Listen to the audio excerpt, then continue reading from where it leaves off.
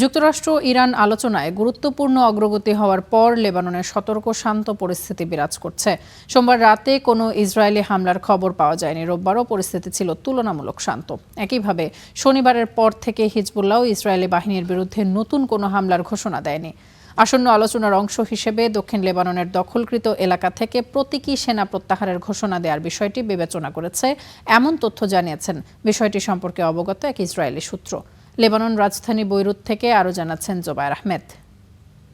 লেবাননে যে যুদ্ধ পরিস্থিতি চলতেছে এবং যুদ্ধবিরতির মধ্যেও কিন্তু যুদ্ধ চলতেছে, এটা একটি নতুন পৃথিবীর মধ্যে বার্তা দিচ্ছে যে যুদ্ধবিরতি লঙ্ঘন করে যুদ্ধ চালিয়ে যাওয়া যায়।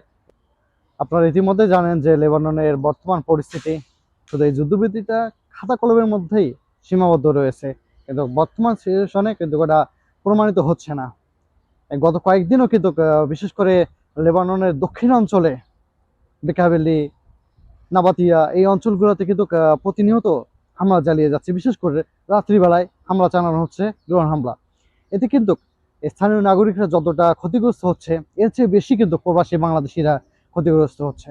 অনেকেই কিন্তু এই যুদ্ধবিরতির কথা শুনেই বিভিন্ন আশ্রয়কেন্দ্র থেকে তাদের মাথা গোজার ঠাঁইটুকু খোঁজার জন্য লেবানন দক্ষিণ অঞ্চল নাবাতিয়া এই অঞ্চলে বিভিন্ন প্রবাসী চলে গিয়েছিল যুদ্ধবিরতির কথা শুনে, কিন্তু গিয়ে থাকতে পারেনি, তাদেরকে আবার নিরাপত্তার কারণে চলে আসতে হয়েছে। বিশেষ করে সাইদা এলাকায় যে সকল প্রবাসী আশ্রয়কেন্দ্রের মধ্যে রয়েছে, তারা কিন্তু জীবনের ঝুঁকি নিয়ে কিন্তু লেবানন দক্ষিণ অঞ্চলে কিন্তু তারা গিয়েছিল। জীবনের ঝুঁকি নেওয়ার একটাই উদ্দেশ্য হচ্ছে তারা প্রবাসী আসছে কর্ম করার জন্য।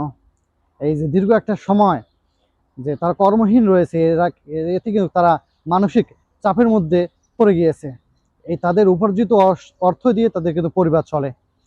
যেমন একটি মানসিক চাপ, পরিবারের চাপ, অর্থনৈতিক চাপ, সব মিলিয়ে কিন্তু প্রবাসী বাংলাদেশিরা অনেকটাই চাপের মুখে রয়েছে।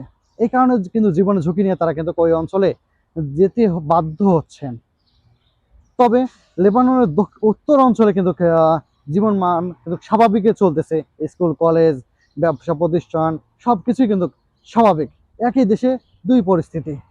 বাংলাদেশ দূতাবাস কিন্তু এই বর্তমান যুদ্ধকালের পরিস্থিতিতে তারা কিন্তু সার্বক্ষণিক পর্যালোচনা করতেছেন এবং বাংলাদেশ সরকারের সহযোগিতায় তারা কিন্তু খাদ্য সহযোগিতা দিয়ে যাচ্ছেন। যে সকল প্রবাসী বাংলাদেশি কর্মহীন অবস্থায় রয়েছেন, তাদের কিন্তু সার্বক্ষণিক পর্যালোচনা করে তাদের খাদ্য সহযোগিতা এবং চিকিৎসা সামগ্রী কিন্তু সার্বক্ষণিক তারা দিয়ে যাচ্ছেন। বিশেষ করে সাইদা এবং বৈরুতে যে সকল প্রবাসী বাংলাদেশি অস্থায়ী আশ্রয় কেন্দ্র এবং নিজ উদ্যোগে আশ্রয় রয়েছেন, তাদের কিন্তু সার্বক্ষণিক খাদ্য সহযোগিতা দিয়ে যাচ্ছেন। আপনারা ইতিমধ্যে জানেন যে লেবাননে 5 জন বাংলাদেশি নিহত হয়েছে এবং কয়েকজন প্রবাসী বাংলাদেশি আহত হয়েছেন।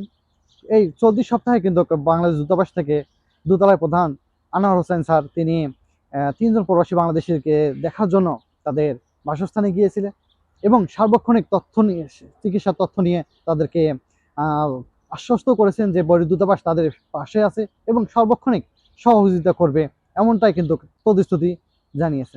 সাধারণ প্রবাসীরা যেটা প্রত্যাশা করতেছে যেন এই যুদ্ধবিরতিটা কার্যকর হয়, তারা যেন কর্মে ফিরে যেতে পারে, তাদের স্বাভাবিক জীবন যেন আবার পুনরায় ফিরে আসে, এই আশা তারা কিন্তু সর্বক্ষণিক করতেছেন।